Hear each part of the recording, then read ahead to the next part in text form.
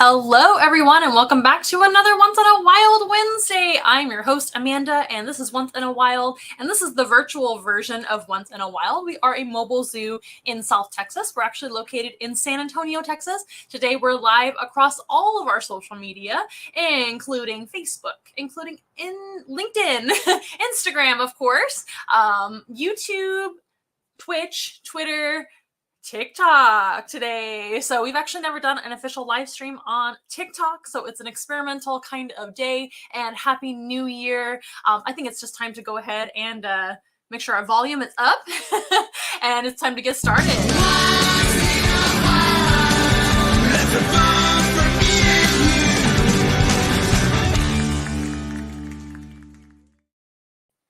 I've got a total of 3 cameras right here in my face for the live stream. One is our usual, of course, camera. And then I've got the Instagram cam and the TikTok cam tonight. So I hope you guys really enjoy. If you've never seen the live stream before, which we may have some new viewers tonight, and if not, you can rewatch it again. We always repost it again throughout, it's going to be on YouTube and it's going to be on Facebook. It's going to be on Instagram typically, maybe TikTok as well if it lets me upload it. I don't know how that works on TikTok because I'm fairly new to uploading on TikTok. I don't do a ton on TikTok. I'm a huge TikTok fan, and I really should make it my New Year's resolution to go ahead and upload more on TikTok, go live more often on TikTok. But we have the opportunity to use 2 different phones tonight, so we can actually try it and see how it goes. I hope you guys are enjoying. But if you've never seen the broadcast before, you've never been on our official live stream, right now we're streaming once a month, and then we run reruns throughout the rest of the month. So right now we're just doing once a month, and it's the first Wednesday of every month that we go live, like officially. And today's theme is Happy New Year. So I hope you guys are having a Happy New Year so far. I hope you had a lot of fun celebrating with New Year's Eve, and I hope you were safe and sound, and I hope you're healthy. I myself am getting over being sick with some kind of funk. I don't know what I have, but it's slowly taking its time exiting my system. So I'm actually pretty ill still, but I wanted to jump on and do our live stream. Anyway, as you can see, my voice is still working, so might as well keep going. But we are only going live once a month nowadays. We used to go live 3 times a week, and then we went live once a week, and now we're really busy, so frankly. So we actually have just started going live first Wednesday of every month. So you can actually catch us across social media. Most of the social media, we are going live every single first Wednesday of the month, unless something comes up and I can't go live because I'm the one that typically does the live stream. Sometimes you'll see special guests on the show as well. Sometimes you'll see Ricky, the other owner of Once in a Wild. Once in a Wild, by the way, is our company, and we are based right here in South Texas. We are actually in San Antonio, Texas, and we are a mobile zoo. So we have live animals that travel to classrooms, birthday parties, all kinds of special events, whether they be public events or private events. Our animals can travel to most anywhere. And we have mostly smaller animals, nothing larger than a Pekin duck, giant rabbit, or a large owl. Those are our 3 largest animals in our collection. So we don't have anything enormous. So most of our animals travel with ease. In fact, we use small cars to travel around nowadays because they're great on gas. And that's what we have. So we do what we got to do. We're raising money for a bigger vehicle very, very soon, so stay tuned. But we travel around with our animals for educational purposes or animal therapy or even photo opportunities, something to make somebody's day better with animals. And our live animals are animal ambassadors. They're very well taken care of, and we're not a farm, we're not a rescue, we're not really a zoo either. We're kind of our own thing. We are Once in a Wild. So that's really what Once in a Wild does. We have anything from a small petting zoo to a interactive meet and greet to a photo opportunity, animal therapy, and even presentations where we teach you about the animals, and you're going to learn something like as if you were in like a class, but like a really fun class about the animals together. And tonight, we're showing you what our virtual animal encounters look like, because we still actually provide virtual animal presentations too. So during COVID and everything, and during, heavy COVID is never going to be over by, I don't know, depends on what you think about that. It's always going to be around, I think. But as far as quarantine goes, when we were in heavy quarantine and we had to be inside and we couldn't really leave and go anywhere to do anything, we actually turned into a virtual company. So we ended up coming up with the live stream. So we've got our backdrop here, our studio that we bring animals to you virtually, and everybody can see this sort of thing, for free. But we also can bring classroom programs and birthday programs to anyone all over the world through Zoom. So we would actually do it that way as well to get through quarantine time. And that was for about a year, roughly, of just doing that. And looking back on that, that was actually when we first opened. We opened right before COVID, and we really didn't have any plans to be a virtual company at all. But we knew we would probably do videos, maybe have a YouTube channel, blah, blah, blah, because a lot of companies, of course, do that, especially companies like us where we're trying to spread our message. We're trying to do fun things where kids and families can watch and things like that. We're very family friendly, of course. And most of the time it's kids or families watching. So we thought we would have a YouTube channel at some point to just have in our company and to promote us and spread our message throughout the world, but we didn't really have plans to be like just virtual. So that was something that we had to kind of come up with when we first opened up, because we were 100% forced to do that. Otherwise, we would have had to close, at least temporarily. We weren't about to do that because this is our livelihood and this is how we take care of our animals. Right now, Once in a Wild's collection is about 100 animals. And I say about because we do have something called Madagascar hissing cockroaches, where we don't really know how many of those we have because we have a colony of those. They keep having babies for us, which is a good thing. And I don't really keep count of the little baby Madagascar hissing cockroaches. So those are the animals I don't keep track of as far as numbers. So we have around 100, including those bugs. So we've got Madagascar hissing cockroaches. That's our only insect species right now. We've also got arachnids like tarantulas and scorpions too. We've got some of those. We have smaller amphibians. We've even got axolotls in the collection, and we've got lots of reptiles, and we also have birds and mammals. So with everything together, there's around 100 individuals and around, I want to say 50 something species that we have, including those reptiles, including those insects and all the invertebrates and amphibians and stuff like that too. I have to go ahead and count again to give you an accurate number, but it's honestly always changing because we sometimes take in rescues here and there and of course adopt animals that make sense for us to have in our animal ambassador collection, etc., etc. But that's what we are as a company. We're a mobile zoo, also virtual zoo. So we have live animals that are animal ambassadors. Some of our animal ambassadors are virtual only. Some of them aren't really animals that travel a whole lot, but many of them do travel a whole lot. And they actually go fairly easily to classrooms, birthday parties, libraries, anything at all. Anything you can think of, churches, festivals. Most of our animals are super duper used to traveling around. They're trained for that. They're specially selected for that. If our animals let us know as an individual, hey, I'm not comfortable with this, then we pull them off of public programs or traveling around, or we just limit that as much as we can, and still being able to spread our message of animal conservation, animal education, spreading empathy for animals, etc., and making everybody's day much better with live animals. But please bear with me today. I know I sound really peppy, but I'm actually pretty exhausted from being sick for about 10 days straight. So bear with me. It's also been a little bit since I've been on the live stream. It's been about a month, and I hope you guys have had a wonderful Christmas season, holiday season, whatever holiday you celebrate, or if you don't celebrate at all, that's totally fine. I hope you've had a great winter season thus far. We had a little bit of a cold snap here in Texas, but now it's super warm again. Typical Texas, right? Up and down, up and down. I'm hoping that the rest of the winter here will be very mild, because that makes it a lot easier for us to take care of our animals outdoors and do, of course, events that are outdoors potentially. A lot of people do want to book their outdoor events this time of year, and it's really difficult to navigate that weather scenario because we never know what the weather's going to do ever in Texas. It could be literally in the 30s one day, and then by the end of the week it could be in the 70s or 80s in the same week. Isn't that crazy? So sometimes if you guys want to book your own animal encounter, by the way, that's the best way to help us out.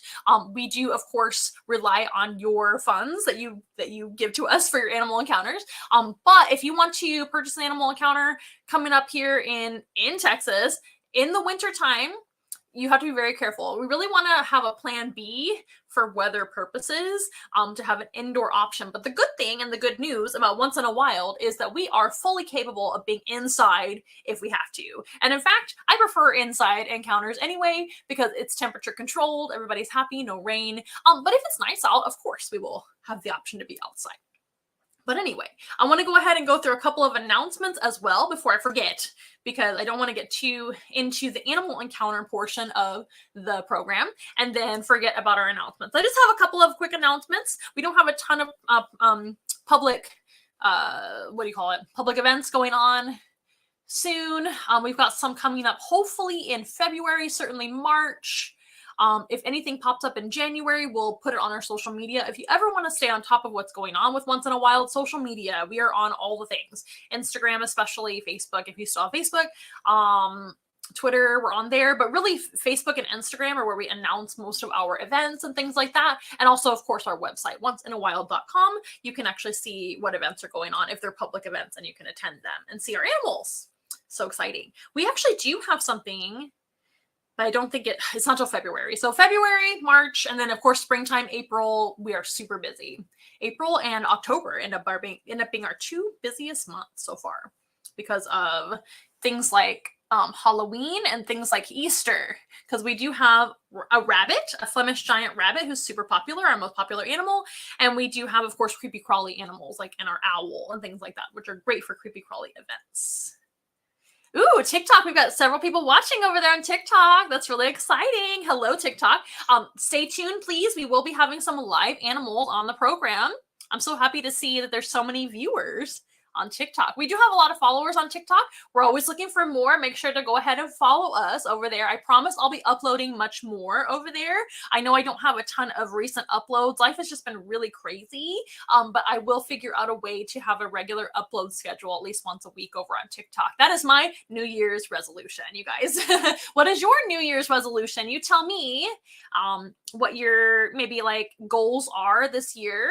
That's one of my goals, is to be more active on social media. I know that sounds really silly, but I've actually been not super active on social media this year. I've been super busy, which is not a bad thing, I guess, but we do post a lot as a company, but I want to post more fun stuff, especially on TikTok. TikTok is my favorite social media platform right now. What was I going to say? Oh, announcements. I almost forgot. Announcements. I'm going to go ahead and post them on our every social media, but Instagram and TikTok right now. I can put little banners. So here's our first announcement. So we are actually nominated for the Reader's Choice Awards for entertainment, leisure, and local podcasts in our city, San Antonio, and it's the San Antonio Express News, I believe, right, Ricky? San Antonio Express News. We are nominated for Reader's Choice Awards, entertainment, leisure, local podcast. And here it is on the screen for most of the social media for you guys to read down below. You can actually go and vote up until January 11th, and it's only the 4th right now, guys. It's the 4th of January. I can't believe it. It's already 2023. Wow. What was I going to say? You guys can go and vote. Ricky, maybe if you're watching Ricky on our prime, our main social media platforms right now, if you're watching, maybe you can type in the link where people can go and vote. But I imagine it's over at the San Antonio Express News. So if you are a San Antonio resident, you know the San Antonio Express News, of course, is very, very famous. So we would really appreciate your vote for that. That would get us some good exposure and things like that. That's a great way to help us out. So that's our first announcement, one. And our second announcement is going to be just a sale that's going on right now for daycares and Mother's Day out situations. So we do cater to a lot of daycares. We are one of those mobile zoos, or zoos in general, that actually cater to all ages. And we're super safe for even little ones, even babies and things like that, to be around animals. We do recommend 5 and up for most of our programming, but honestly, daycares and little ones, 2-year-olds, they enjoy it too. So we're running a little special right now for the end of winter sale. And it's going to be daycare and Mother's Day out special, which is book 2 hours or more, and you'll get 15% off of that purchase, that total purchase. So if you want to, you're a daycare owner out there, hello, and you want to book 6 programs for the rest of the couple weeks or something like that, we will take a 15% off of that entire booking because you booked 2 hours or more, 2 bookings or more. Most of our programming is priced per hour. But if you want to book 2 hours or more, that could be a petting zoo, that could be a meet and greet, something very chill for the kiddos to enjoy. Don't necessarily recommend a show and tell for daycare, but for older daycare kiddos, like 5 and up, I've certainly done presentations for them as well in the daycare. So if you want to have a show and tell for those older kiddos, that's totally fine. That is part of the special as well. Whatever you want to book, if it's 2 hours or more, 15% off. That's going to be till February 22nd. Okay, that's enough announcements for now. We're going to get back to our comments here. Ricky is posting the link in the comments of, well, Facebook. I don't know if you guys can see it in YouTube as well. I'm just kind of highlighting it here, but it looks like it's mysa.secondstreetapp.com, and then you're gonna have like a whole bunch of information there. So I can't list out all this information, that's impossible, but here's the link in there. It's in the comments, but I'm sure you can go to the San Antonio Express News and find that what do you call it, contest going on, that where you can vote. But I know it's also in our, if you have Instagram, I know it's also in one of our posts. So if you go to Instagram, Facebook, our general posts, things like that, you can see the post and it'll have the link in that post as well. So that should be the easiest way to find it. So I know you guys are smart and you can probably figure out how to do that. All right. Oh, I went to your school. It's so exciting. We have a lot of younger followers and friends and family over on TikTok, and I hope you're enjoying watching. So we are going to actually have some live animals on the program. If you're new to watching our live stream, we always bring animals on the animal show, of course, and they're live animals. We have 3 different species and 4 different animals coming out today. The 2 first coming out, they're going to come out right now. Why not? And we are going to have 2 of the same species, but they are, of course, 2 individuals in 2 different colors. So whenever we do a show and tell or even a meet and greet, not a petting zoo, but sometimes a petting zoo plus is where you can have a petting zoo, because the petting zoo is mingling animals together that make sense together, hanging out and get along. And then we can do petting zoo plus where we have extra animals. This is our most popular, and for me, my favorite extra animal to have in the petting zoo plus. And always a staple of Once in a Wild, it's a good old ball python, and his name is Prince the Python, and Prince is a Pastape ball python. This is a special coloring that only exists in human care. They would have the same pattern in the wild, and they do live in Africa, by the way. They're from the African savanna in the wild. Very well-known species, the ball python. If you're from countries outside of the US, they call them the royal python, which is my favorite name for them because it sounds a little bit nicer than ball python, but they call them a ball python because they ball up and curl up, and that's usually how they rest. That's how they're comfortable. They like to curl up and just rest like that. That's how they spend most of their life. They can, of course, stretch out a little bit, but they don't often do that, so they call them the ball python. But the ball python, it's also their way of staying safe. They'll kind of curl up and maybe even like hide their head under their body. Let's see if I can get them to do it. I'm not trying to scare Prince. He's my friend. But if they feel a little bit startled, their instinct is to kind of go underneath themselves. So that's Prince. We're going to bring out another ball python at the same time because ball pythons tend to get along just fine. If you're wondering what those sounds are behind the scenes, it's just their travel bins, and they have little clips on them that make a little bit of noise. So these guys are at a lot of our programs, whether it's a meet and greet photo opportunity, it could be a presentation, things like that. We typically bring at least some sort of snake to everything when I can help it because I love snakes to death. So for a presentation, sometimes I'll bring a boa constrictor or a California king snake or one of our larger ones. These 2 are getting bigger. You can see they're actually pretty sizable nowadays. And Princess is another ball python, of course. She's a ivory ball python. So ball pythons come in all sorts of different color morphs. And that's only in human care. In the wild, they'll be like a darker version of Prince. They have a pattern for camouflage, of course. And then you'll see a whole bunch of different, hundreds of different color morphs and patterns of ball python in human care. So like as pets and things. And how they get these color morphs is through a lot of intricate selective breeding. So, and I'm not a breeder myself. Please don't ask me. I don't know much about it as far as the intricacies of it. But I do know the basics, which is they're selectively bred, mom and dad. There's a lot of genetics involved. There's a whole lot, to research and know about ball python breeding. But I myself am not an expert in that aspect of reptiles.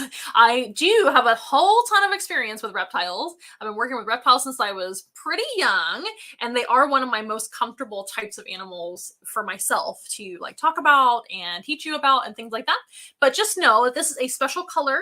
This is even a special color. And of course, this is almost a patternless animal. So you would not see this animal living, in the wild with this type of coloration or pattern at all. But this pattern does exist in the wild. It's just a different color. So they use their pattern, of course, for hiding, for camouflage. But the ball python is also known to live underneath things. Like they'll live underneath crevices, underneath what do you call it? Termite mounds in the savannas of Africa where they come from in the wild. They typically are a more nocturnal species, so they'll be underground or under something throughout the day. And if they feel like venturing out for whatever reason, they may come out of their hide or habitat or home to venture out in the night. But typically they don't really go out that much. It's only going to be if they're really hungry or they're just feeling extra adventurous, because of course it's going to be a lot more dangerous in the wild than it is in human care. So as a wild snake, they're actually a pretty shy animal. They're not one that really ventures out a ton like some other snake species, like rat snakes, for example, or even like mambas and things like that. Those guys are a lot more active. These type of snakes, the ball python, they're fairly inactive, but in the night they'll be a lot more adventurous sometimes. But they typically are kind of a subterrestrial or underground animal. And of course, they're carnivores. So they're going to be an animal that lies in wait for their food to pass by.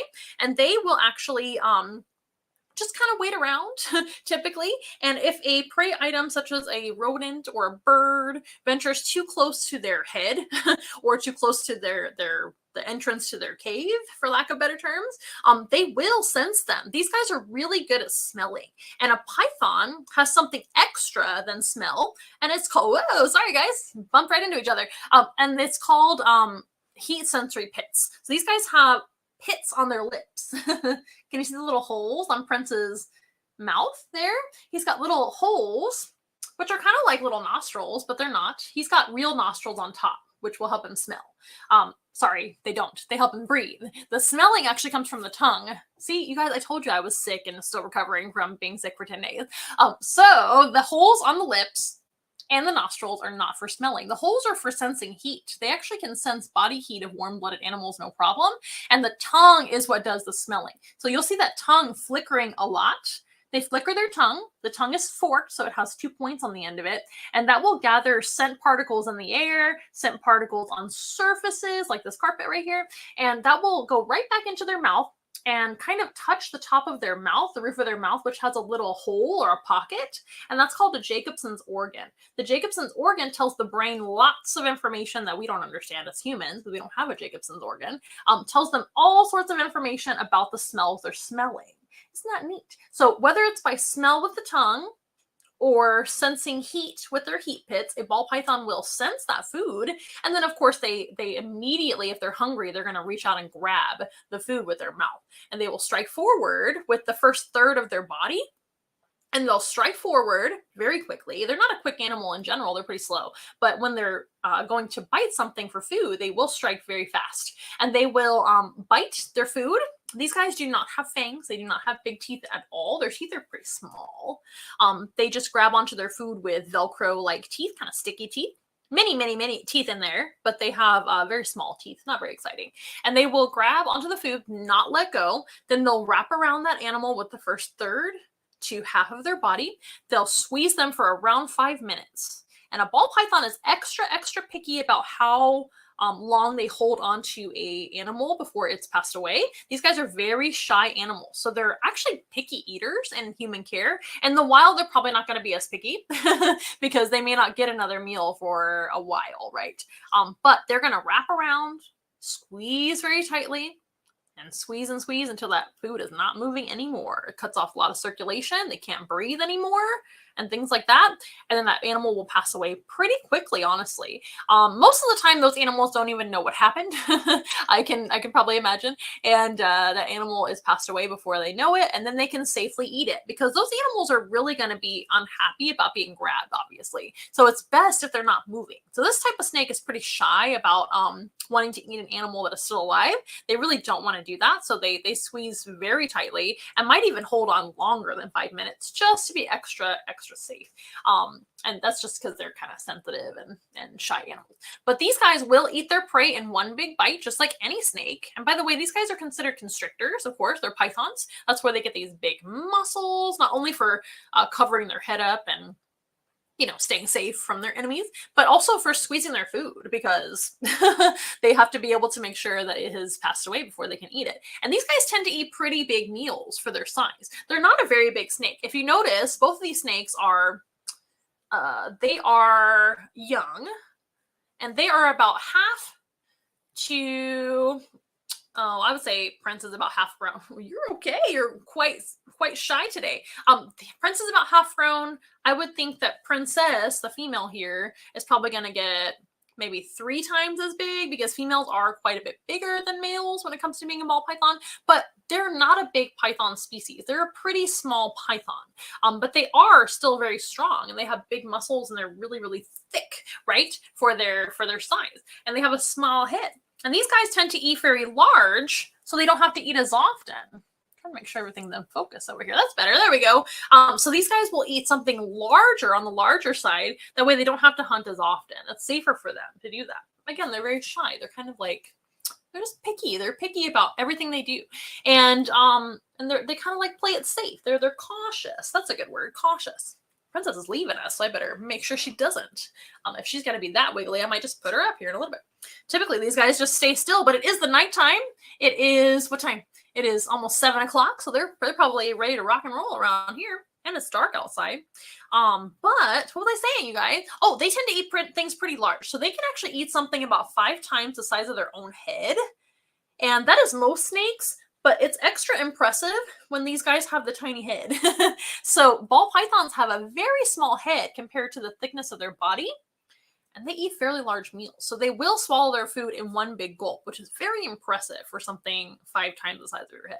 So the reason that they can do that is they do have a specialized jaw system. You might have heard that snakes unhinge their jaw. It's not super true. These guys really don't unhinge anything. Their jaw is just completely designed different than other animals that chew their food. So snakes actually have a big gap in their jaw in the front, especially on the bottom. So their bottom jaw is very capable of opening sideways, like 2 swinging doors opening that way. And on the top, they even have a small gap up here. So there's going to be a little bit of spreading right there and lots of opening here. And furthermore, they actually have a specialized hinge. They don't unhinge anything. It's just a very specialized hinge. That's hard to say. Right here on their opening mechanism of their mouth, where they can open their mouth super duper wide, like as wide as you can ever imagine. And with all of that, they can actually make lots of room for something very large to eat, something 5 times the size of their own head, maybe even a little bigger than that for this species.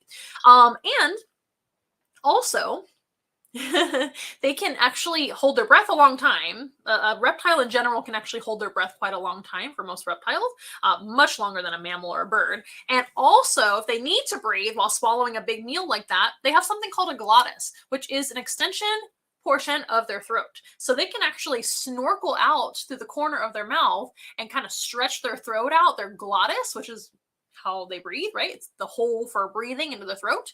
And that way they can take a breath while they're eating too. Pretty cool. You should look it up. A snake's glottis starts with the letter G, like epiglottis, but glottis. And that way they can snorkel air while they eat, so they don't have to worry about holding their breath that long, even though they can hold their breath a long time. But especially these big giant snakes that eat a huge meal, their mouth is going to be really full for a long time. So they're going to need a way to at least take a breath at some point, right? Now, I do apologize. The 2 devices that I'm using for Instagram and TikTok, they're kind of far away. If you guys do ask questions, maybe we can have, I wish I could go back and answer them later. Certainly on YouTube and Facebook and everything else, I can answer them later. Make sure to give us some stars over on Facebook. I don't really know how to do that, but I think you can rate us with stars, and that gives us, some good things. And then also, over on TikTok, I know you can actually give us like gifts and things. So if you guys want to do that, and if I catch it, I will say thank you. And I appreciate you guys watching tonight. It looks like we do have around 100 viewers still on TikTok. That's pretty exciting. This is our first live stream to go live on TikTok. And we typically do go live once a month right now throughout all of our social media. And I think I will keep continuing to add TikTok as one of our platforms in that case, since it's been so popular. I'm so happy. And I do apologize once again for not uploading as much on TikTok lately. And Instagram, all you guys are wonderful too. Thank you for following us as well. And the rest of you guys, we love you out there. So again, this is Prince. the python, and this is Princess the python. The reason we name them that is for two reasons, actually three. So number one, we love music. So a lot of our animals are named after musicians here at Once in a While. You'll notice a lot of them are musicians or they're movie references, a lot of pop culture, things like that. So of course, Prince is one of our favorite artists, obviously. Who doesn't like Prince? I don't want to be your friend. No, just kidding. Prince is amazing. But not only Prince the python is also a great thing to say during presentation. Another reason I like to give snakes kind of cute names or human names sometimes is because it helps people get over their fears of them. So if people are ready to see an animal named Prince, it's like, are you guys ready to meet Prince? What about Princess? They're like, oh my gosh, it must be a cute and cuddly, wonderful animal. And they're right. But they don't normally expect a snake to come out. And it's kind of like a way to get people to kind of appreciate creepy crawly animal. And another thing is they are the royal pythons, like I mentioned already. So these are ball pythons. That is the most common thing that they are called. Their scientific name is Python regius, which literally means royal python. So royal is the other name for the ball python. They say the reason for that is because that Cleopatra and other ancient Egyptians used to have these guys as living jewelry. They were so calm and wonderful species, they were able to collect them out of the wild and just kind of like keep them as pets. And they would wear them around as kind of like a status symbol or a living jewelry. So that's where they got the name royal python. So Prince and Princess, that makes a lot of sense, right? Prince and Princess. So we got Prince first, and then shortly after I got Princess, maybe like 6 months later. So I thought, oh, that's a good name for the second one is Princess. And it ended up being a great name because everybody loves their names. You know, a lot of people are a little bit nervous around snakes, and that's okay. We understand that everybody is like us and not everybody has experience or good experience with snakes, and we understand. Prince and Princess are our two most gentle snakes of all of our snakes by far. We have a lot of good ones as well, a lot of other good ones. We only have one that actually is a little bit of a problem to handle. He is a little bit food aggressive. So he thinks everything is food, and that's one of our king snakes. But we have another king snake who is wonderful and a great animal ambassador. But these guys are extremely trustworthy, safe, etc. for people to hold, even if it's your first time ever holding a snake. These guys are absolutely wonderful, very calm. They don't move very fast. So they are actually therapy animals. So we have a couple of different ways of going about our animal therapy. One is going to be just traditional animal therapy where you're just enjoying animals, you're touching them, holding them, maybe you're just looking at them, you're just enjoying the experience. And another method or choice for therapy is animal exposure therapy or exposure therapy in general. Lots and lots of people have animal fears and phobias. I would venture to say that everybody out there at least has one animal they're not comfortable with or they're afraid of. And mine is the general flying insect. Well, large flying insects. So things like flying roaches, those definitely scare me.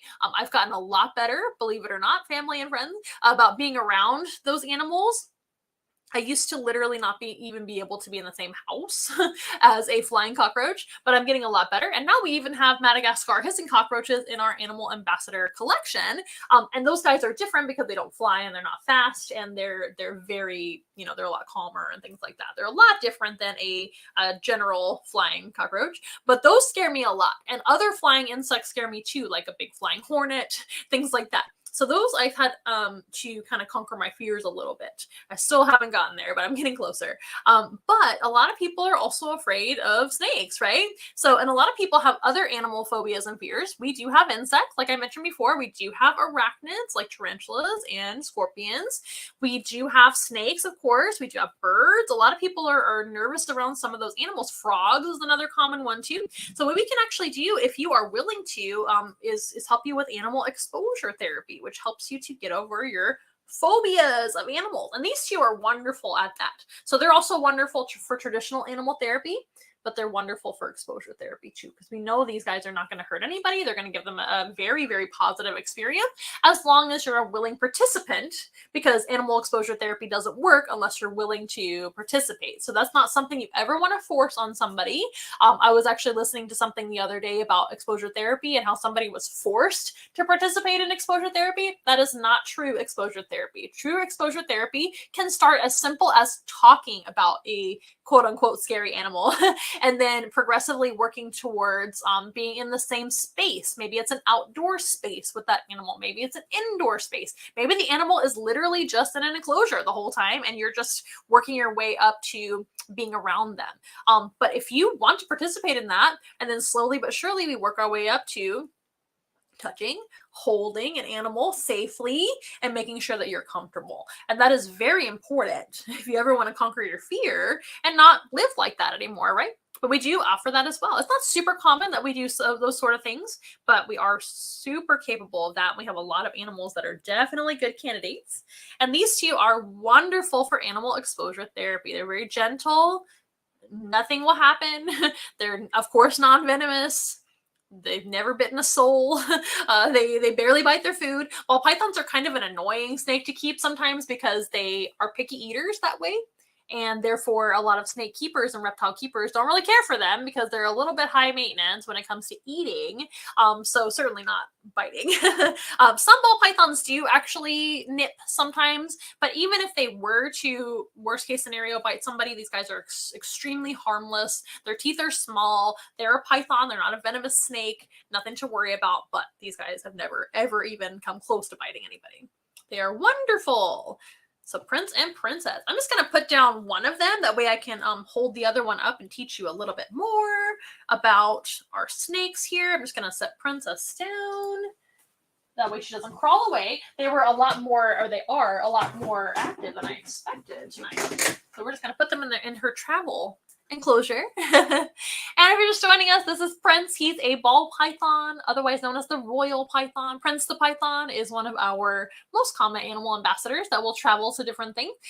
Anything from animal therapy, like we just mentioned, to animal presentations, to photo opportunities, meet and greets. The only thing that Prince can't participate in because he's a snake is going into the petting zoo with all the other petting zoo animals. You may be wondering what petting zoo animals we actually provide. We do have 2 Pekin ducks, 1 giant rabbit, 1 bearded dragon, 2 red-footed tortoises, and 2 guinea pigs. That is our grouping for our petting zoo choice. If you want to have a petting zoo, you can also do a petting zoo plus, where you have a petting zoo plus extra animals. Prince is often at the petting zoo plus outside of the petting zoo area because snakes, of course, don't get along with things like guinea pigs and rabbits and things like that. They are predators. They're very important animals in the natural environment because they are one of those predators.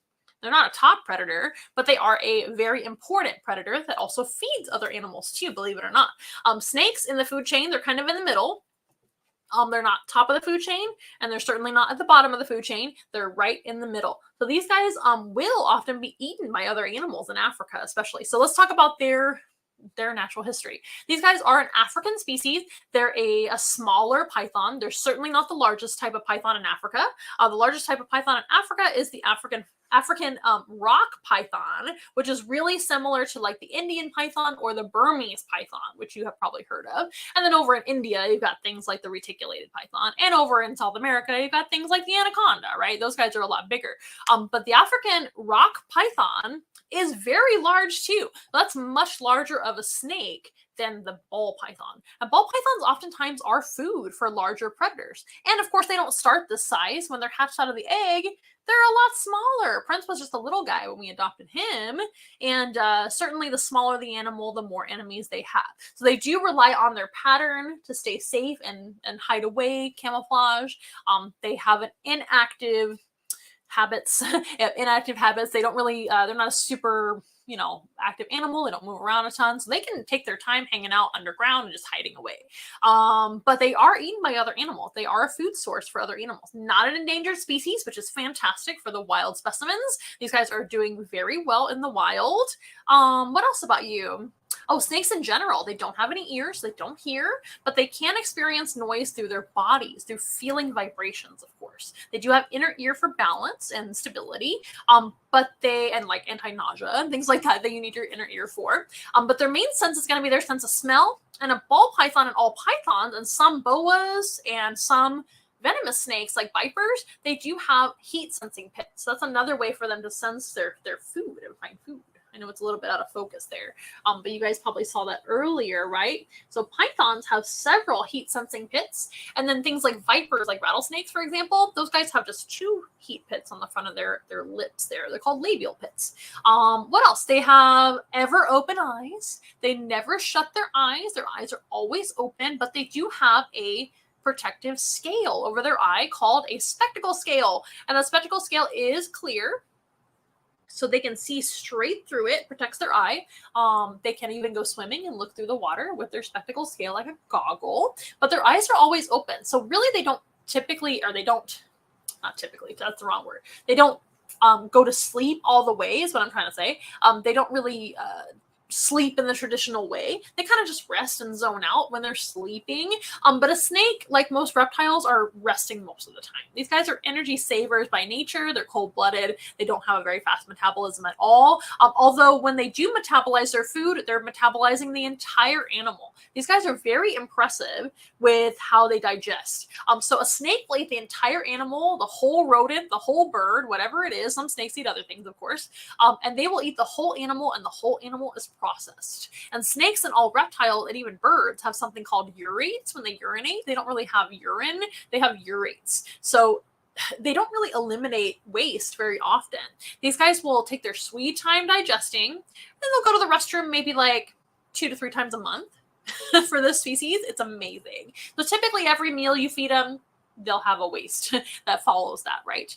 And snakes like this, especially ball pythons in the wild, once a month is plenty of food. And in human care, we tend to feed them a lot more often. I do offer them food about 3 times a month, maybe twice a month, depending on how they're feeling or what season it is. These guys really aren't a 4-season type of animal in the wild. So when it gets cooler, their body's like, what's happening? I don't know if I should eat right now. I may not be able to digest that. So they do kind of second guess eating at that point in time.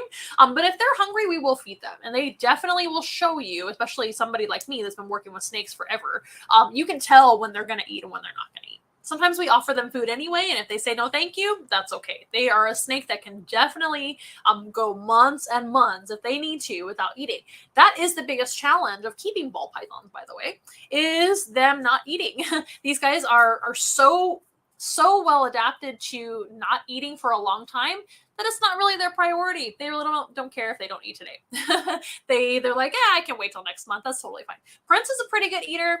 Princess is a fairly good eater now, but she's gone last couple of years. I don't know what's up with her. She hasn't been the best eater. So we figured out different ways to offer her food that work for her. But that is by far the most challenging thing about ball python keeping is feeding them. So honestly, ball pythons are wonderful. They have great personalities. If you love them, by all means, and you want to have a ball python of your own, and you've done all your research, and you're a responsible person, and you're finding one that's healthy and everything else, go for it. But just know that you're probably going to have at least at some, that's you. I know. He's like, who, me? What? Not me. You do a pretty good job, buddy, of eating. You're a good ball python. But just know that at some point in their life, they're probably not going to eat very well for you at some point in their life. The best thing to do when you adopt a snake is to adopt an adult snake, because you know they're eating. You may want to find out how they've been feeding them. But honestly, ball pythons and maybe like a couple other species that give you feeding problems and things like that, where they won't eat for you. Most other snakes eat just fine, and they're good at it. It's really, really good to feed them frozen thawed, of course. That's much safer for the prey. It's much safer for the predator. When you feed a ball python something alive, they may be afraid of it, and they may be like, oh my gosh, I'm not eating that. It's going to eat me. It's going to hurt me before I eat it. Or they may just be a little more shy about eating it and things like that. That's going to give that live animal a chance to fight back. That's also terrifying for the live animal being fed, right? It's not very nice. And also, these guys, a lot of times, like I said, they won't really, they're just not as, they're what's the word? What's the word I'm trying to think of? My brain is like off this week, just so you know. I'm doing my best. Long story short, they may get hurt, especially a ball python. They're just not the most these ball pythons that are raised in captivity, they're not as instinctive as most snakes. They're not really going to try that hard. That's what I'm trying to say. They're going to try halfway to eat that food. So that food might hurt them in the meantime. And believe it or not, rats and mice and other animals, they're pretty strong and they're trying to survive. So all over, just blanketed statement, it's always better to feed frozen thawed. And there are methods to get your ball python to eat frozen thawed. You can warm them up with a blow dryer. You can warm them up in warm water. That way that they pick up that heat and they understand. You can try feeding them at night. You can try feeding them in the dark. And it may take a few tries, but they will come around most of the time. And if not, it may be a good idea to take them to the vet and see what's up with your snake, because it may be a health issue or something like that. It's time for me to have a little drink of water. Set that there. What do you guys think of Prince? I think he is so handsome. He's one of the prettiest ball pythons I've ever seen. I may be biased. But yeah, I hope you enjoyed meeting Prince and Princess, the ball python. These guys are wonderful. A lot of people think that snakes are slimy. Hopefully you don't think that. Those of you watching, you know better. Snakes are not slimy. They're smooth and dry. They have no slime. Animals that have slime could be amphibians. And we don't touch amphibians. It's not really good for them to be touched that often. And then things like fish might have slime. Animals like slugs or snails might have slime, but snakes have no slime. They're extremely clean. Animals like this can still carry things like salmonella, so you don't want to be handling a bunch of reptiles and then go eat a sandwich. You want to wash your hands and be good about your animal handling practices. But did you know that almost any animal can make you sick if you handle them a lot and then eat some snacks right after that? You can actually get sick from most any animals, including birds, mammals, reptiles, certainly amphibians. You don't want to get sick from them, etc. But they're not slimy. They're actually very clean animals. Like I mentioned, they don't really go to the bathroom that much. They get a really bad reputation for being scary animals or gross. And to me, they're one of the cleanest and least gross animals that we take care of here at Once in a Wild. And I just love them. Snakes are my favorite animal overall. Ball pythons are not my favorite snake because of all the issues that they, kind of present with keeping them. Like I mentioned, like the feeding and things like that. And also, I'm not really into, personally, don't tell Prince. He can't hear me anyway, but nor does he care. But I'm not super into the fat-bodied snakes. I actually like the colubrids, the rat snakes, the king snakes. I like woma pythons, which are very elongated and slender snakes compared to ball pythons. It's just not really my favorite look as far as snakes go, but I do love him, and I do love some of our ball pythons for sure, and all snakes in general are my favorite. Shall we move on to another animal? I think we should. Let's go ahead and say goodbye to Prince for now. You guys over here and say goodbye to Prince. Isn't he so handsome? He just has the tiniest little head and the fattest body ever. My goodness. Look at that snake. People are so silly about being afraid of them. I do understand if you have a true fear. That's not really your fault, and I'm not judging you or anything like that. It's okay to be afraid of animals you're not familiar with or you may have bad experiences with in the past. We just ask that you don't harm them, of course. We want to make sure that animals stay safe, and all animals deserve respect and are important. So we want to make sure that if you guys see a snake outdoors, maybe camping, maybe in your backyard, maybe even in your house, and it's unexpected, that might be a little bit startling and scary, but we want to make sure you guys aren't harming those animals. The best way to get bitten by any animal is by trying to harm it. So if you're trying to harm an animal, no matter what it is, it's probably going to try to fight back and harm you in the process. And not every snake is a safe snake to pick up and handle, is it? So a lot of snakes are venomous. A lot of snakes can cause a lot of damage. So we want to make sure you're not getting hurt and the snake is not getting hurt. So the best thing is to actually leave it alone. If you can, get away from the snake, leave it alone, walk away, just get out of there. But if it's in a cordoned situation in your backyard and there's no way for it to leave, if there is a snake in your home, you want to call a professional. You want to call a professional quickly, make an appointment. Most professionals that remove snakes will be over there pretty fast. You can try to contain the situation by shutting the door, maybe putting a towel at the bottom of the door so it doesn't leave, things like that. If you can trap it in a room, fantastic. The snake expert can go in there and remove the snake. If it's in a backyard, maybe the snake will leave on its own. One really great trick to cause a snake to slither away and get away from you is a garden hose. So if you have a water hose in your backyard, turn it on and spray the snake. It will probably leave. If it's cornered in your yard and it's like a fenced-in situation where it can't get out, I don't know how that would happen because it got in there. But like if it's a more difficult situation and it's cornered, you may not want to do that. But if it's an area where they can just leave and escape, that's a great trick or tactic. Another good way is to actually play some really loud music. They can't hear, but they can feel really loud sounds.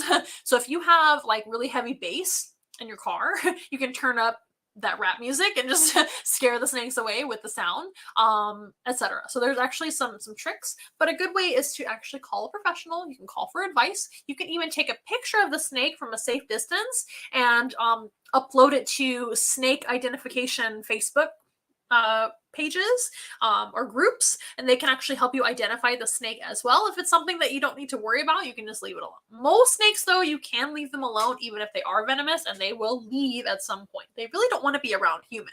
So if a snake knows that you're there and they realize that there's humans or dogs or activity, they will be like, never mind, and they will leave. They want to be left alone in solitude. Snakes like to be by themselves. So let's go ahead and meet our second animal. It's actually going to be another reptile. For those of you over here, I will be right back. I'm right here, I promise. I'm going to put another little pillow here. And I think I'm just going to leave this rolling as well. You guys know the drill over here.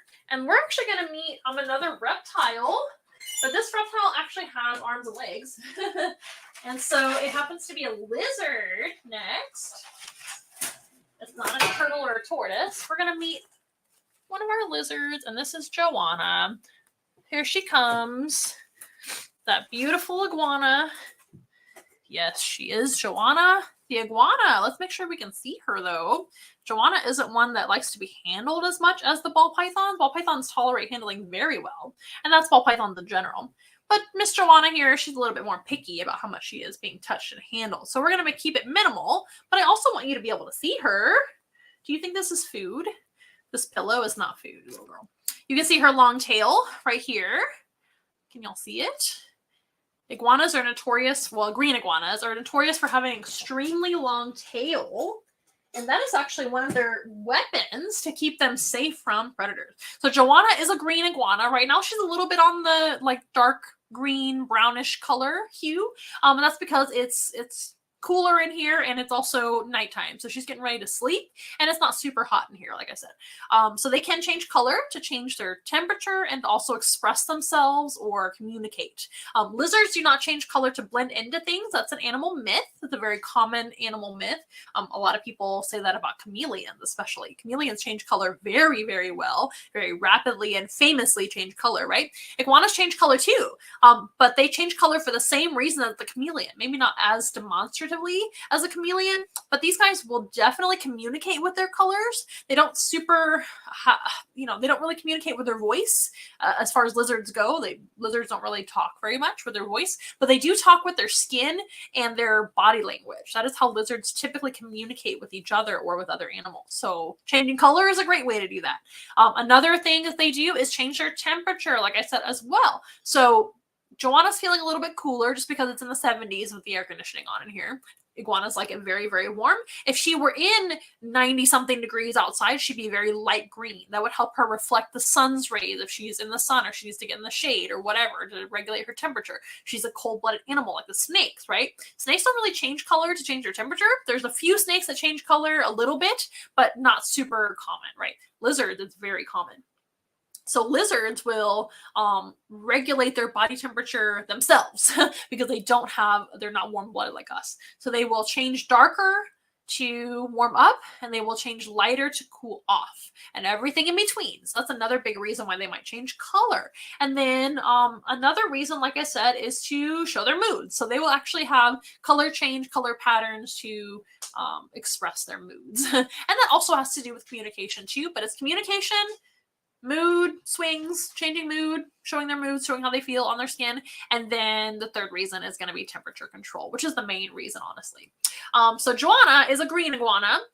Green iguanas can change their colors, like I said. Green iguanas can also be hues of red and different colors too, but the most common color is going to be green or dark brown or anything in between when they're changing their colors. So she's a green iguana. Green iguanas are from Central and South America.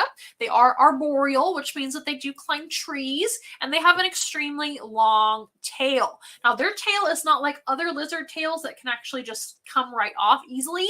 That's called tail autotomy, when lizards can pop their tail right off and get away, and maybe the predator that grabbed the tail is eating a tail snack after that and able to eat part of the animal, but the rest of the animal can get away. That's called tail autotomy, where the tail can just pop right off and then grow back. An iguana can lose their tail in an extreme injury, but they don't often grow them back. They might grow a little bit back as a healing process, but they're not just going to regenerate the tail like other lizards can. So instead of having the tail autotomy, like other lizards have as a defense mechanism, iguanas have another way of defense. So iguanas are actually vegetarians. The green iguana especially is a herbivore, a strict herbivore. These guys only eat plants. So they're actually a prey animal in Central and South America. They can fall prey to lots of different creatures, especially when they're smaller, right? Joanna is a adult-sized female green iguana. Adult-sized male green iguanas are 2 or 3 times as big as this. They're absolutely enormous. But even they have predators. But as baby iguanas especially, they have a lot of predators. Just like we were talking about with the pythons. The smaller they are, the more predators they have in Africa, where they're from. These guys are from Central and South America. The jungle. They have lots of predators potentially out there in the jungle, including big cats and predatory birds and all sorts of other things too. Caiman and crocodiles in the water too. These guys are sometimes in the water too, so they can actually fall prey to crocodilians too. But these guys have some ways to fight back. So this is a prey animal, and she's got a weapon, which is her tail. It doesn't fall off and grow back like other lizards. It actually is used like a whip. And on top of the tail, she's got a very, very, very sharp ridge, which going with the grain isn't too bad, but going against the grain would absolutely cut my finger wide open. And that is a great weapon to have, because most predators will actually attack from the back. So like a stalking cat is a really good example of a predator, right? Attacking its prey. So they will actually stalk from behind and attack from behind, because most predators know that there's teeth in the front. But a lot of predators don't know, or they may not know yet, that there's a weapon in the back. So she's got teeth in the front, which can certainly bite. I'm going to put her tail down now. She's got teeth in the front, which can certainly bite and bite hard, and they have sharp teeth. Let me tell you, an iguana has some of the sharpest teeth of all the lizards and all the animals in the animal kingdom. These guys have extremely sharp teeth. Their teeth are mostly designed for eating really, really thick leaves and vegetation in the trees where they live. A green iguana will be up in the canopy of the trees, and they'll eat flowers. They'll eat very large leaves. They need a way to be able to eat that roughage, or at least tear off pieces of the tree to eat, pieces of the leaves. Are you going to sleep? This is a diurnal species, not a nocturnal species like the ball python. These guys are actually daytime animals, so I'm not super shocked that she's dozing off right now. But we'll keep talking about her. So in the front, they do have those extremely sharp, razor sharp teeth, many of them. They're very tiny, but they're extremely sharp. So that's a great weapon of defense. And this, of course, like we talked about before, is another great weapon of defense, and oftentimes a surprise weapon to most predators, because most predators will attack from the back. This tail can whip back and forth, cut you wide open, smack you in the face with a razor blade. It's good time. So these guys can actually get away from their enemies pretty well by whipping their tail around and by biting. But another thing that they have is their claws. These guys have some of the sharpest claws in the animal kingdom. I gave her a lap of luxury here to hang on to, but in the wild, they hang on to trees, and they will literally just climb up, like right up a tree. They don't even need any holes to have like little footholds. They don't need any branches to climb. They can climb straight up a tree, straight up a fence, whatever. And they have very, very sharp claws. They can even scratch with their claws too. They can kind of go like that and scratch. This would probably be the weakest of the 3 weapons, because the teeth extremely sharp, very, very strong bite. These guys have a very, very dangerous tail, and then the claws are also there too. So they're just full of it, full of weapons. They also have a ridge on their back, which this ridge here is actually pretty soft. These are more for looks, or they may kind of deter the paws or feet of a predator. Maybe they're kind of, give a little, a second thought about grabbing them. But certainly the ridge on the top of the tail from the the bottom half, if you will, the tail half, tail half of the tail, they do have that very sharp ridge, especially when going backwards. So that's going to be a very good weapon of safety. Now, an iguana can also choose to just stay still. As you can see, she hasn't really moved much this entire time she's been out here. Iguanas don't tend to move much. Ball pythons don't tend to move much. Reptiles in general aren't super active animals. As far as animals go, they're pretty inactive. And that is because they're conserving energy at all times. Even an animal that lives in the tropics of South and Central America, these guys will, of course, have a lot more energy in their natural habitat, in the sun, when it's warm out. She lives outside, by the way, most of the time, but when it's cold, like it is now, overnight, she has to come inside, and when it's above 60 degrees, she can go outside, but in their natural habitat, it's going to be much warmer, so they're much more active out there. But even in their natural habitat, you'll see lizards just lounging around most of the time, and lizards in general can just kind of stay still and hide and hope that they just blend into stuff. Now, again, they're not changing color to blend into stuff. They already just do that on their own. Whether they are green, dark green, reddish brown, or brown, those are all colors that kind of mimic their backdrop, right? And remember, these guys are living up in the trees anyway, so they have a lot of leaf coverage and busyness up in the trees to hide anyway. So they can just choose to hide and choose to stay still and hope that nobody sees them. But if a predator does spot them, they have those methods of defense, right? And if they want to, these guys can actually run away, jump down, or swim away too. Those are really good ways to stay safe too. And my favorite fact about the iguana that most people don't know is they actually have a third eye. Now, it's not really an eye. It's actually a scale on top of their head. It's called the parietal eye, or the parietal scale. And parietal is one of the bones in your skull. It's like one of your plates. That's where it gets its name, parietal. It's right here on top, and without disturbing her too much, boop, that is where the parietal eye scale is. It's right here. It looks like the most boring scale ever. It's really not that exciting to see. It looks like a pimple, like a tiny little pimple on top of her head. Boop. It's not a pimple. It's her way to stay safe. So these guys can fully go to sleep, take a nap, whatever, in the trees, and still have that parietal eye looking out for them on top. So if a shadow flies overhead, say it's a hawk. Hawks are one of their most common predators in the wild. Or say it's just something that's disturbing that natural, whatever's going on, it's going to like make a pattern that she's like, I don't know about that. She can choose to wake up, look around. Certainly if it's a bird, they can typically sends a bird right away, or something scary. They have very good instincts of protecting themselves. These guys are extremely defensive animals, and rightly so, because they live in the tropical rainforest where there's lots of predators. But these guys can essentially go to sleep and still look out for their safety by having that parietal eye on top of their head, or the parietal scale. So that is a really neat thing that they have. It's like a backup eye. And also, if an iguana decides they don't want to fight, they don't want to stay still and hide, they want to get away. An iguana, many types of iguanas, but especially green iguanas, are known for this. They'll be way up in the treetops, like 100 feet high, maybe more, and they'll be up there and they're like, nope, I don't want to be here anymore. There's a bird, I don't like it, there's something scary. They can leap out of the tree. They will just drop down out of the tree. They can hit the ground and they can run away. They're super, super tough.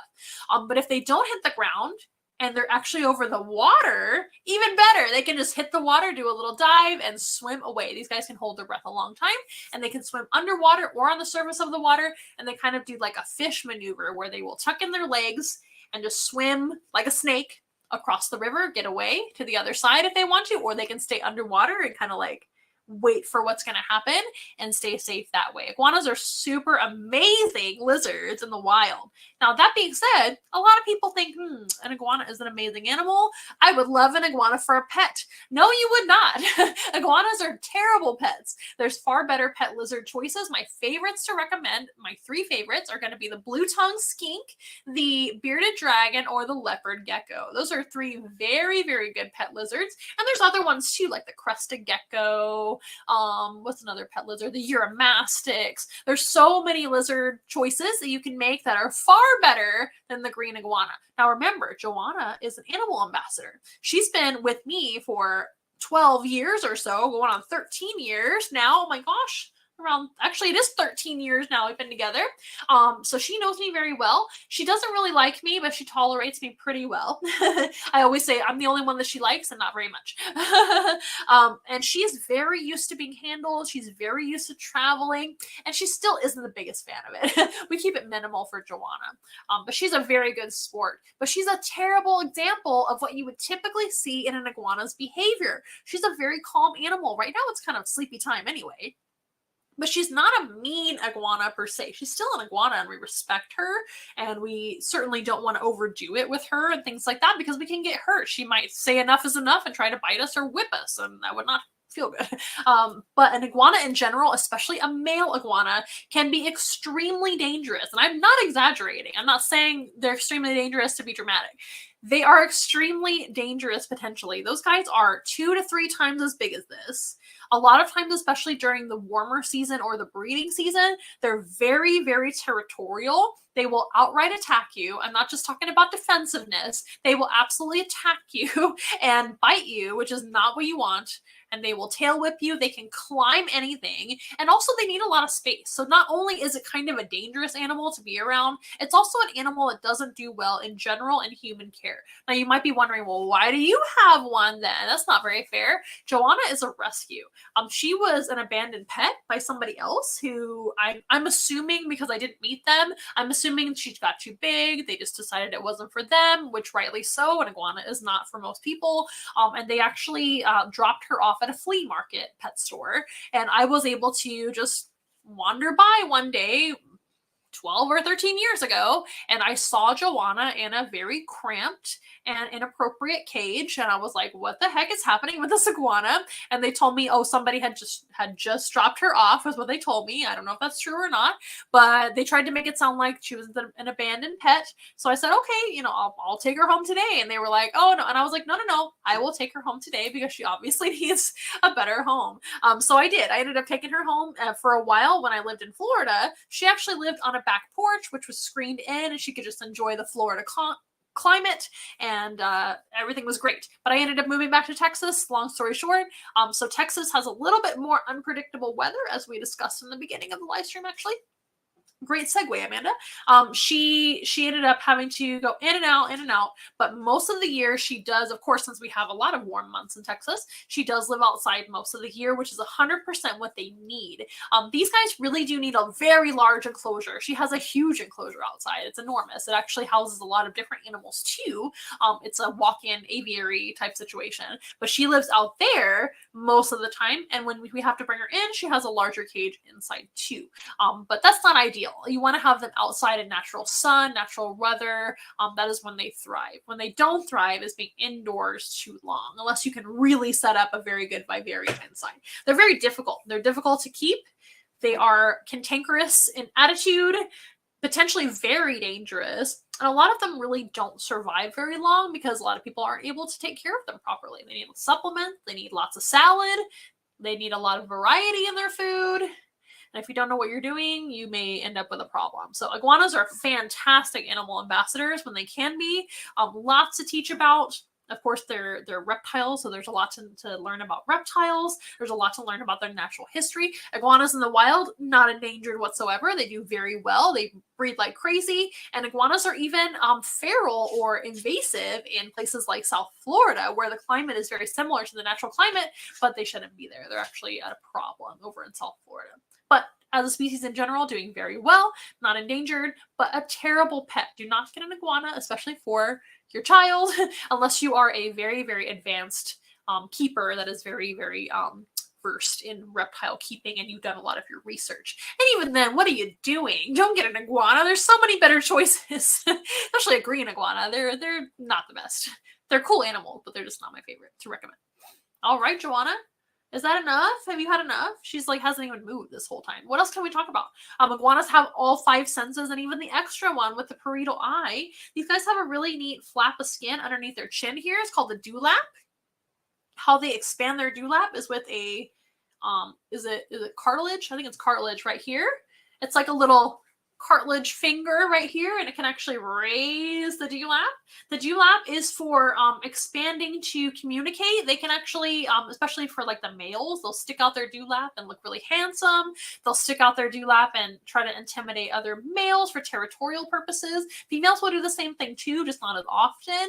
A lot of lizards have a dewlap, and it actually expands for territorial purposes or courtship, right? Another thing that they can do is stick it out to look bigger to predators and try to intimidate their predators, say, hey, I'm too big to eat, etc.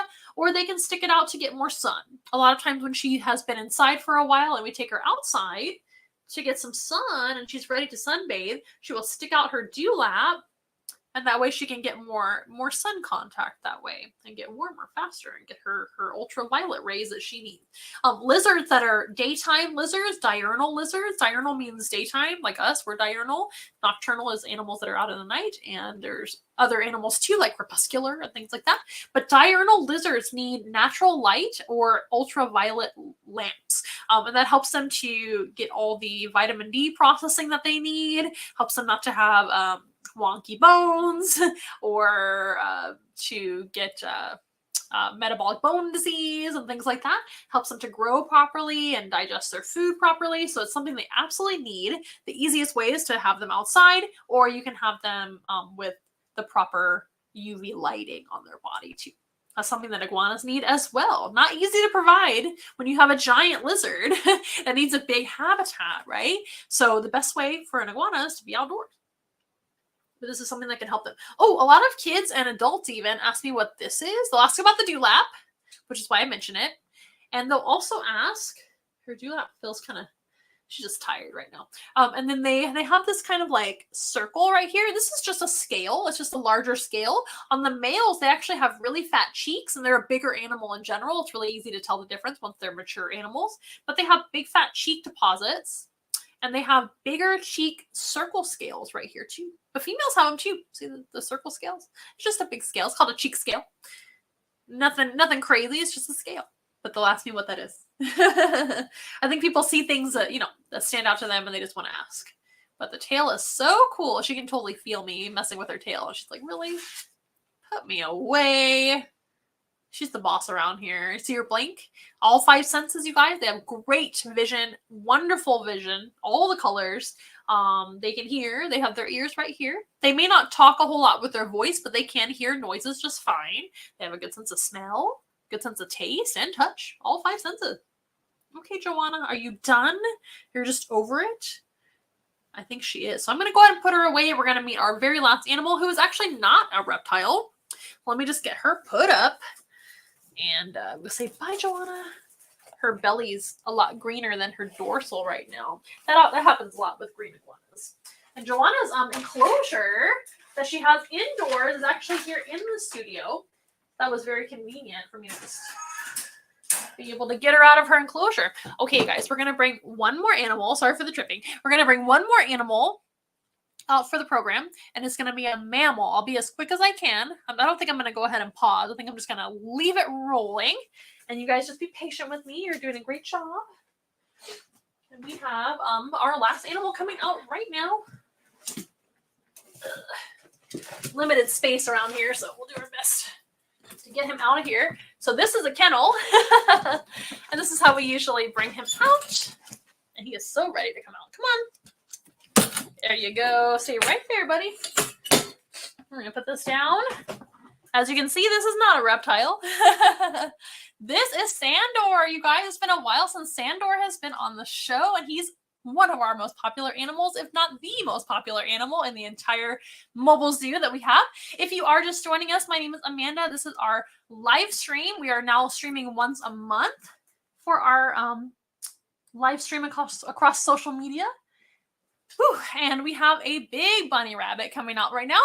His name is Sandor, and Sandor is a huge staple of our mobile zoo program. Sandor participates in every type of program that we provide, whether it's a petting zoo, whether it's a meet and greet, animal therapy, animal presentation, things like that. Everybody loves Sandor, the Flemish giant rabbit. You may be wondering why he's so large. Bring him a little closer to me so y'all can see him. He is a Flemish giant rabbit. These guys can weigh anywhere from 15 to 25 pounds, and he's right about 22 pounds, which is a pretty large Flemish giant rabbit. Sorry, you guys, we're struggling with views over here because he's so large, it's hard to get him all the way in camera frame with all these different cameras. But Sandor is a fawn-colored Flemish giant. He is going to be 4 years old shortly. And he's just a wonderful animal, very friendly, as you can see, very, very sweet, loves to be pet. This is absolutely an animal that you can pet very easily. Anybody can meet Sandor up close and get to know him, and he loves everyone. So this type of rabbit is a domestic rabbit. All domestic rabbits come from one species, which is the European wild rabbit, which is kind of similar to our cottontail rabbits here in the United States. If you live in the US, you're probably familiar with cottontail wild rabbits. The European wild rabbit is a different species. They have different habits. They actually are a little more social than the cottontail. The cottontail can be seen in groups, but not as often as the European wild rabbit. So all of your domestic breeds of rabbit, like the Flemish giant, could be the Rex rabbit, could be the lion head, could be a dwarf rabbit, anything that's a domestic. I'm laughing because Joanna's climbing her cage right now and distracting me. Oh my gosh, just don't fall. That would be very loud for everyone to hear. If she falls, you guys, it's okay. She's an iguana and they are designed to fall. But she just wants to climb right now. Just right now. She's climbing really high.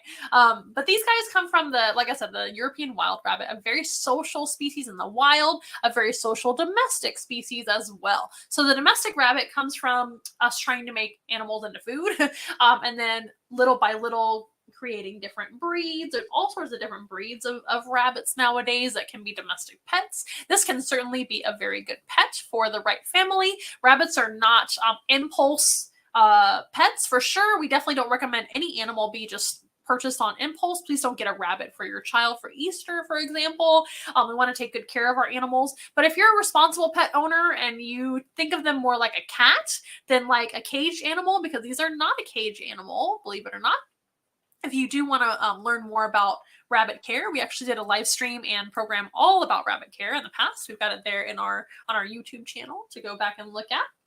But these guys are actually fairly good pets for the right family if you take good care of them. They are a big responsibility, but if you can like have a cat or a dog, you can probably have a rabbit too. Maybe not in the same household, but maybe so. Some cats and dogs get along well with rabbits. The Flemish giant rabbit is my favorite breed by far. I've worked with a few different breeds rather. But the Flemish is the best. They are the friendliest. They are the most calm. And it's, in my opinion, the most beautiful and the most impressive. So I just love him, and so does everyone. Rabbits in the wild, very social. They actually live for the European wild rabbit. That's the one we're talking about right now. Ignore Joanna's noises. Shh. Very rude, Joanna. In the wild, the European wild rabbit, they live usually underground in burrows underground with their family. Okay, she's climbing into her hammock. Good job, Joanna. Hooray. Good job. Just stay there in your shed like a hammock to lay in. No, you have to stay here. You have to stay here in view so everybody can see your giant body and face. But they live in dens or warrens underground. They call them warrens with a W, and with their whole family. Rabbits are very clean as well. These guys usually don't like to make a big mess underground where they live. They like to go up above onto so they're underground, right? And they go up above onto the surface where the grass is. They'll eat and they'll use the restroom when they're up above the surface. So rabbits are actually pretty easy to litter box train. They like to go in one spot and they'll go in the same place where they graze. So a rabbit is a grazing animal, meaning that they should always have food provided for them 24 hours a day. A rabbit cannot actually throw up. So if they get an upset stomach, everything has to move through their body. So they must keep eating fiber all the time in order to pass food and waste through their body. They don't go to the bathroom as much as you would think as a grazing animal, not like a guinea pig or even a horse or something like that, or a goat. They use the restroom a couple of times a day, but it's not really that bad. These guys are pretty good about that as well, aren't you, buddy? But they are a grazing animal, so they must be chewing on and eating hay 24 hours a day. Well, maybe not eating 24 hours, but provided hay 24 hours. That way they can choose to eat throughout the day. And that helps them to keep their system healthy and happy as well. But in the wild, they'll actually be underground in their burrow and come out to graze periodically throughout the day. And that's when they'll actually go to the restroom. So they're a very clean animal. They don't have a smell at all. That's a defense mechanism, is for them to not have an actual smell or odor, so that predators don't really detect them. And again, they like to be clean and eliminate away from their family. That way predators won't find their family. But they are prey for lots of animals. So this is another vegetarian animal like the iguana, and another prey animal like the iguana too, of course. These guys don't have as many defenses as an iguana, but they do have a lot of ways to sense predators. So number one is their nose. These guys have a very, very sensitive smeller, sniffer nose, and their nose, they say, is so sensitive that they can actually like sense your emotion. They can feel your blood pressure changing. They can sense your feelings, things like that. So they can certainly sense predators if they have a scent to them, right? Also, of course, are the big giant ears. They say for a mammal, if you look at their head, a mammal, by the way, is an animal with hair. If you look at their head, they actually have whatever's biggest on their head is what they do best. And of course, a rabbit of all types has pretty large ears. The more a rabbit is in a desert habitat, the bigger their ears will be. But remember, this is a domestic rabbit.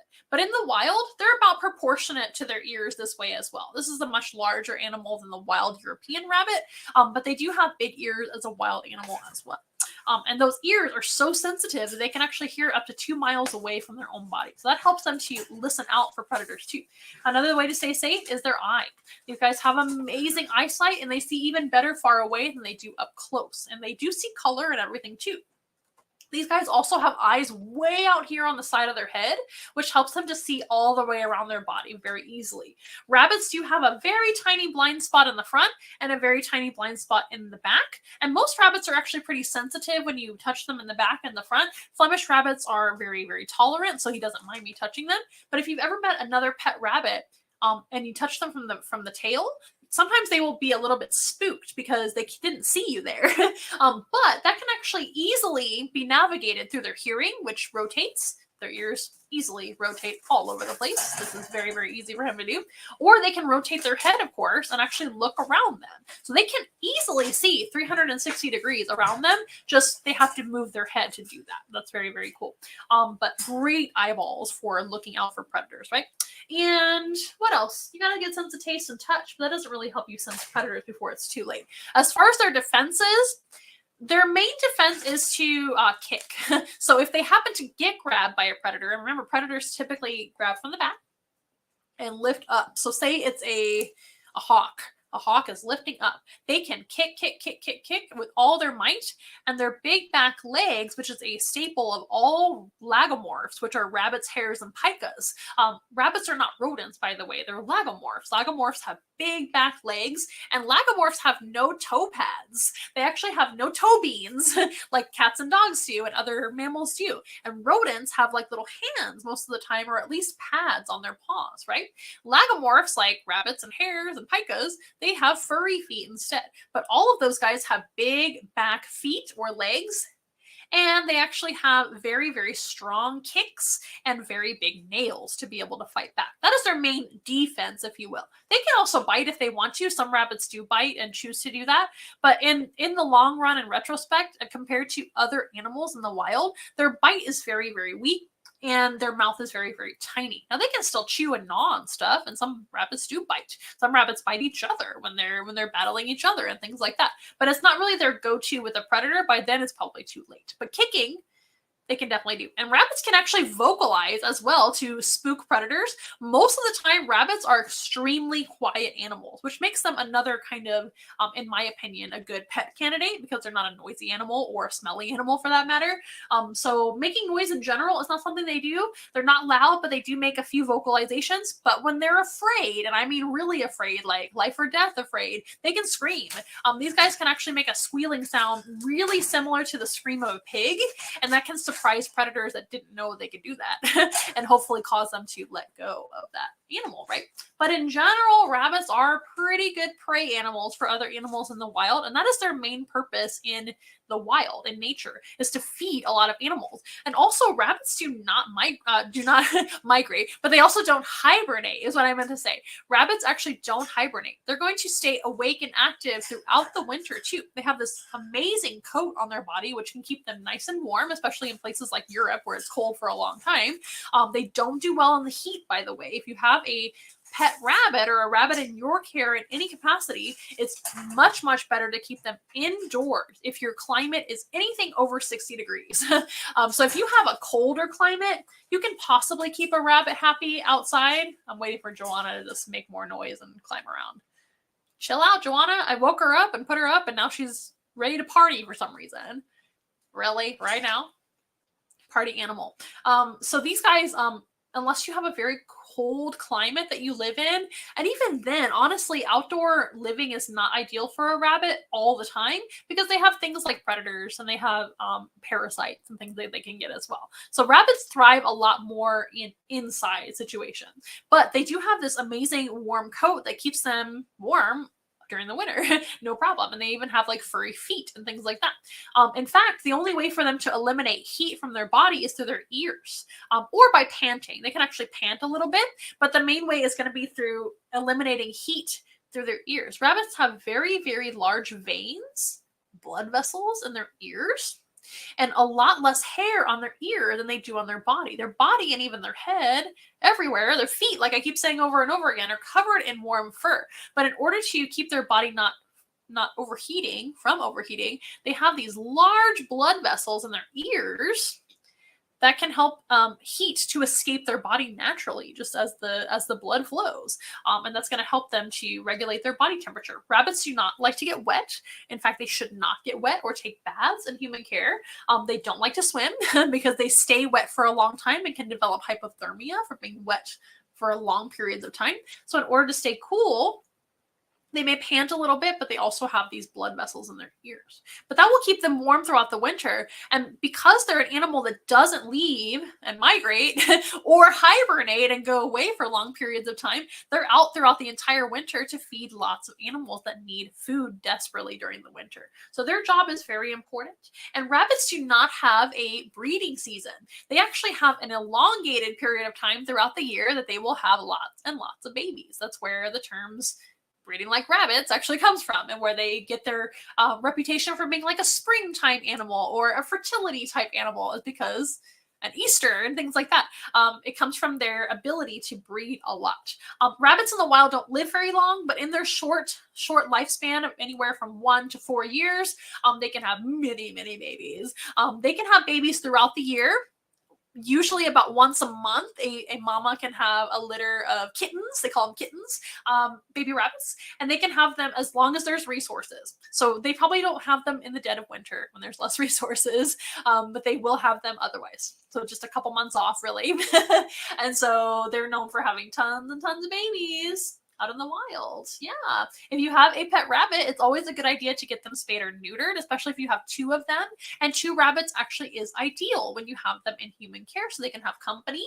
Or if you're Sandor, you just have a job and you're always out getting lots of attention and adoration from all of your fans. I would say and venture to say that Sandor is our most popular animal in the entire Once in a Wild collection. Aren't you, Sandor? He knows he's so popular, and rightly so. This is an amazing animal, you guys. He is going to be 4 very soon. This type of rabbit can easily live from 8 to 10 years, maybe a little longer, and other breeds of rabbit can live into their teens, maybe even up to 15 years with proper care. That is a very long commitment for a pet, isn't it? It's almost like having a cat or a dog, isn't it? He is worth every little thing that we have to do for him, which isn't really a whole lot compared to what he does for us. Right, buddy? Rabbits are amazing animals. I've learned a lot from having a rabbit in our collection because I wasn't really a rabbit person before Once in a Wild. I worked mostly with, a lot of exotics, and I worked with all kinds of different domestics too, but rabbits weren't really an animal that I was super interested in before, to be frank, and also I just didn't have a ton of experience for whatever reason. But I've absolutely fallen in love with the Flemish Giant breed, and I'm so in love that we're looking to adopt a second rabbit very, very soon, so I'm very excited. We'll be very, very happy to announce that officially when it happens, so just stay tuned. But Sandor is so busy that we absolutely need a second rabbit to be able to fill all those appointments where rabbits are requested, where he is requested, and certainly to give him a break sometime, but also to have as a companion for him too, because I know he would probably benefit from another rabbit being around. Rabbits are very social. So if possible, it's always better to adopt 2 rabbits at the same time that are already friends, or maybe you raise them up together, but you have to get them spayed or neutered. It is absolutely a must if you have more than 1 rabbit. You should get them spayed or neutered anyway. It's the right thing to do, just like for a cat or a dog. Also, the population is really, really overgrown these days with animals needing homes and things like that. There's lots of adoptable rescue rabbits out there for you to adopt at your local shelter or rabbit rescue organization, things like that. That's always the best way to go, or through a reputable breeder is the second thing I would recommend. But it's always better to get 2. I'm always very disappointed in myself for not getting 2 rabbits in the first place, but we were still a very new company. We wanted to make sure that everything was going to work out, so I just went ahead and adopted 1, and I'm like, what have I done? I should have gotten 2. So Sandor will be getting a friend very, very soon. A new friend, another Flemish giant, very, very soon. Well, I hope you guys have really enjoyed. Somebody said, I love how Joanna looks like taxidermy. Yes, she does. A lot of people will ask, they ask this about a lot of the animals. I think it's a very strange question, to be honest, but I guess people don't really know that the animals we bring out into the public are real or not sometimes. So they'll be like, is that real? Is that alive? But Joanna, especially, because she'll just sit there and lay there and look like a statue, which is what I want her to do. I don't want her to be all crazy and running around like she is right now in her cage. Behind the scenes over here. But Sandor too, he'll go to like a program. As you can see, he's just laying there. And he'll lay like this for hours, especially if people are petting him. And they'll be like, oh my gosh, is he okay? Is he alive? Is he on drugs? No, none of those things are true. He is alive, yes. He is not dead. He is a living animal. He's just a very, very good, well-behaved rabbit. He is an excellent rabbit. Now, at home, which is where we are now, and behind the scenes, he runs around. He plays. Whenever we've got treats out or anything like that he's excited about, he will run around and get really excited. But most of the time when he's working, he knows to just lay here and he will get all the love and all the pets, which is his favorite thing in the world, is to get massaged and adored by his loving fans. So that is what Sandor does best. Well, you guys, it's been a lot of fun. We would love to see you in person. Please stay tuned to our social media, especially Instagram and Facebook if you have those, to see what's going on with Once in a Wild. If you don't have Instagram or Facebook, you can check out onceinawild.com, which will let you know what public events are happening soon. But social media is honestly the best way to stay on top of what's going on, because we tend to announce those things on social media the most. But onceinawild.com does have that event page, which is really the home page, and you can see based on the calendar dates what's coming up soon, and we tend to post those as well. So you might see Sandor soon. You can also hire us for a private event. Of course, that is what we do most of the time, is private events. That's the very best way to help us out as well. You can request Sandor or any of the other animals you've seen today, and many, many more. I've got so many choices that you can meet in person. But Sandor is the most popular, and he goes to a lot of things, so I don't blame you for requesting him, and he is absolutely wonderful. He'd be very happy to meet you in person. If you would like to meet us in person in any capacity, or you want a virtual program as well, if you happen to be outside of our area, the San Antonio, Texas area, or Austin, or really anywhere surrounding those areas, we can do our best to travel to you. Just let us know and we will let you know if we can do it or not. If you want to do any of that, the best way is to contact us. Our number is down below. Our number is in the bio descriptions and in the descriptions down below, certainly at our website, onceinawild.com. You've got our number there. And if you would like to request a contact, we can contact you. That is fine.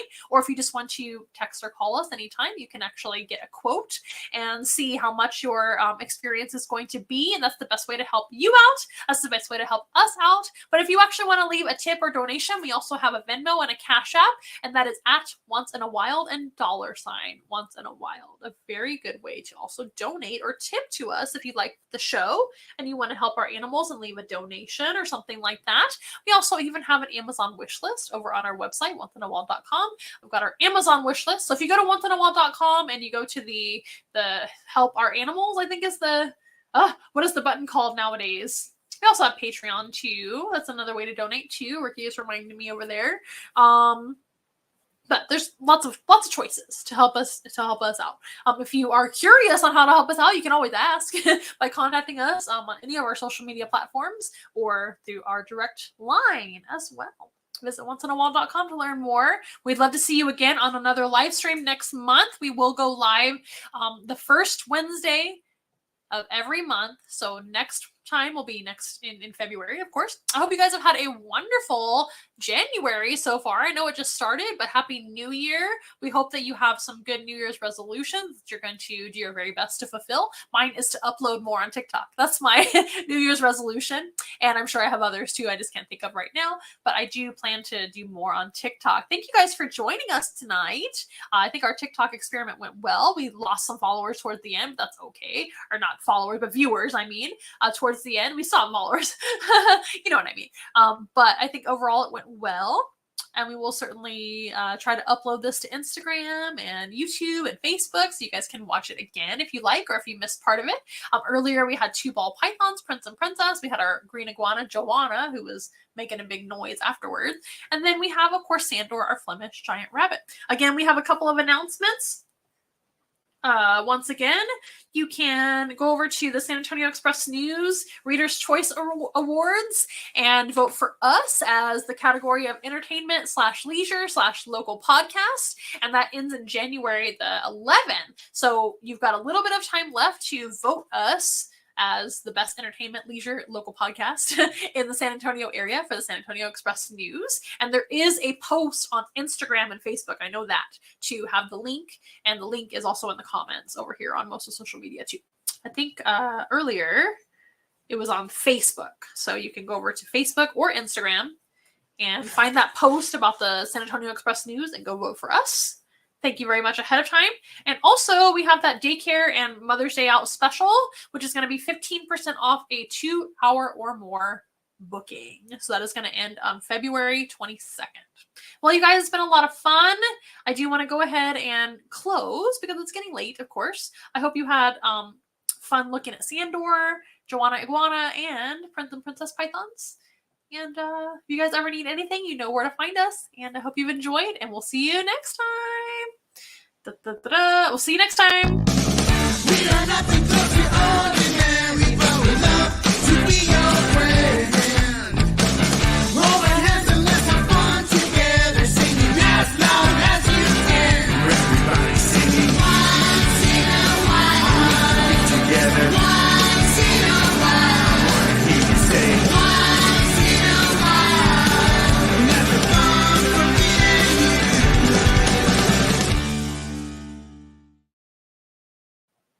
We hope to see you guys next time on our live stream. Bye, guys.